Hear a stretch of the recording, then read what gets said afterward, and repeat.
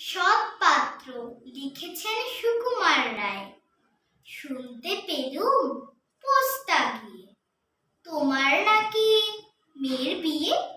গঙ্গারামকে পাত্র পেলে জানতে চাও সে কেমন ছেলে। মন্দ নয় সে পাত্র ভালো, রং যদিও বেজায় কালো। তার উপরে মুখের গঠন অনেকটা ঠিক পেঁচার মতন।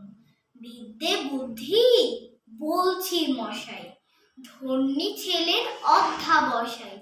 19টি বার ম্যাট্রিক এসে ঘায়েল হয়ে থামল শেষে। বিষয় আশয় গরিব বেজায়, কষ্টে সৃষ্টে দিন চলে যায়। মানুষ তো নয় ভাইগুলো তার, একটা পাগল একটা গোয়ার।